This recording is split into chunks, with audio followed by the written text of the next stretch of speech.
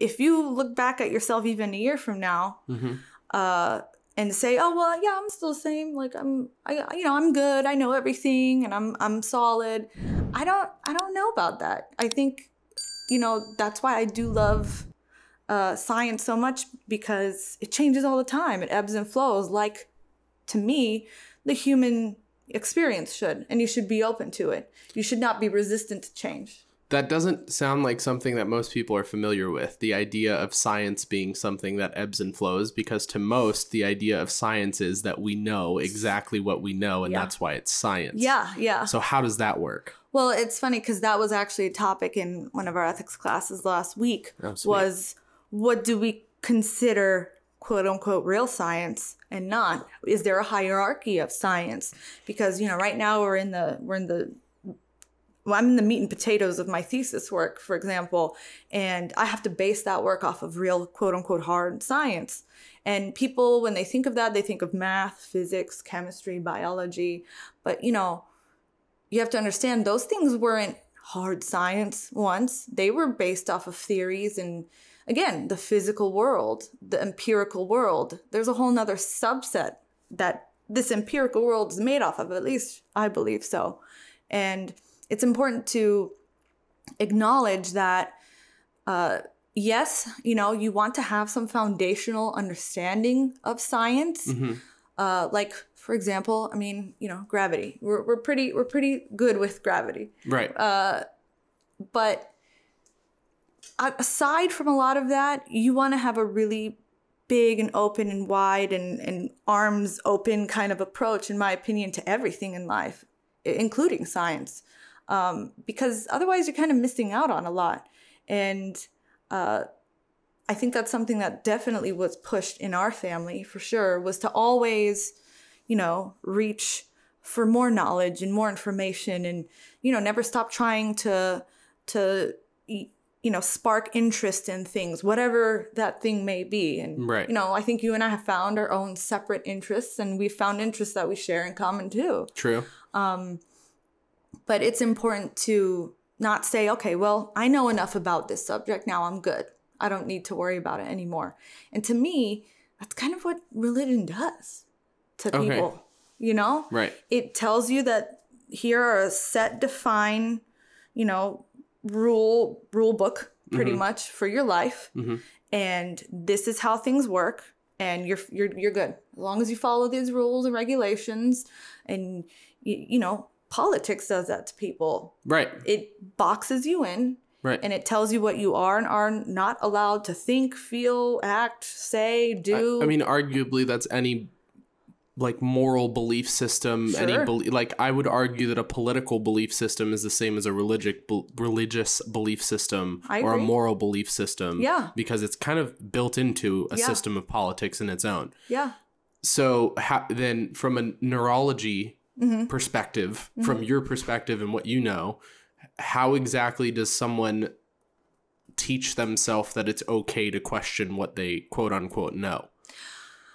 Well, I can only speak from experience and say that it's kind of always been in me. My mom, our mom, used to call me Curious George when I was a kid, because I would literally ask a bajillion questions. And I do think, this goes back to the environment I was in. I was allowed to ask questions. I was encouraged to ask questions. Our dad wanted to show us everything and teach us everything. Still to this day. Oh, yeah. Yeah. Another belief I have is that a lot of things start at home from childhood. I would agree. So I do think it's a generational situation for sure, that I hope that, our generations can definitely push forward with everything we're going through, is to, give your children and yourself room to grow and explore and understand more things about yourself, and understand that, you and the world around you and the experiences around you, the people around you, they all are connected to one another. They all affect one another. How you feel affects other people. You just have that feeling. You can't help but, understand, hey, there's something wrong with you, for example, or I'm getting this weird vibe.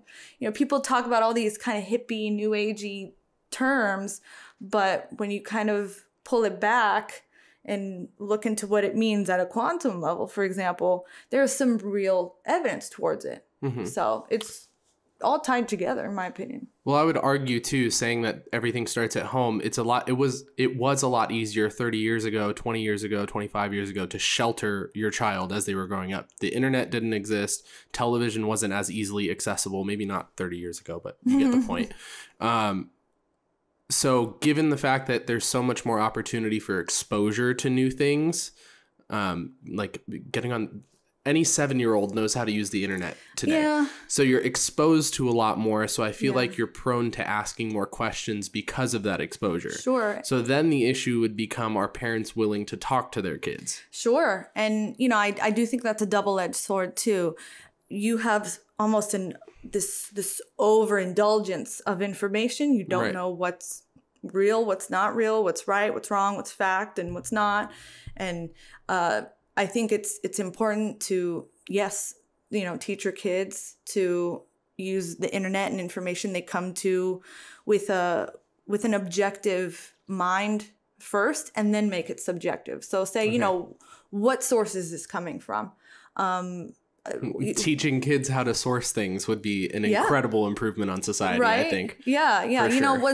Was this some comment that somebody made on Twitter, or where did it come from? Who's the person that wrote this? Who studied this? How'd the study happen? Being able to understand where the information came from. Right. Yeah. Is it reputable to some degree or not? Or is it just an opinion? And opinions are fine too, but you have to know that that's an opinion. You have to have a basis for your opinion too. Exactly. Yeah. Exactly. And that's fine for you to base your life on opinions, but just understand that you should be open to interpretation and change as such if you're basing your life and your beliefs on opinions.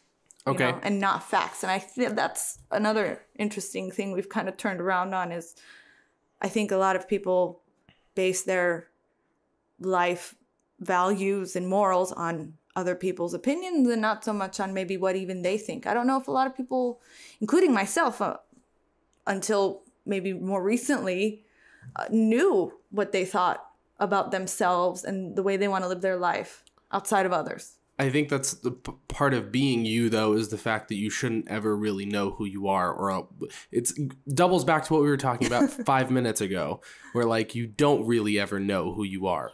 Or what you stand for. And once you do, you're getting complacent. And once you're complacent, you're not really giving yourself a chance to grow anymore. Sure. And I know I've heard from other people, oh, well, that's so tiring. And you should have a foundation, a basis, a strong, I'm sitting on this. This is me. I have one. It's 3 phrases, and you know what those 3 phrases are. And that's a very easy way to live life by, but it also gives a lot of room to grow on. And for those listening that don't know, because obviously I'm talking to my sister, it's good words, good thoughts, good deeds. Right. So if you're capable of building a base level system like that, that's super, super general, but also has good intentions built into it, good words, good thoughts, good deeds, all good intentions, then that gives you an opportunity to have some sort of a foundation for the rest of your moral thoughts or your moral being, or whatever you want to build it on. Yeah, because I do think that as a species, we do have to have some crux to build our lives upon. Right. Evolutionarily, from the dawn of, thinking man, we tried to figure out how the universe around us worked and why are we here? What are we doing? What is this all about? What's our purpose? So I do think that's at the heart of us. And I mean, you want to pull that back to universal consciousness or God or whatever you want to call it, be my guest. That's fine. But it is an interesting aspect to note that I don't think we can live fulfilled lives without that foundation and that purpose to some degree. I think people kind of maybe overplay it when that's where you get into the politics and the religion and the subcultures of everything that kind of become control at that point.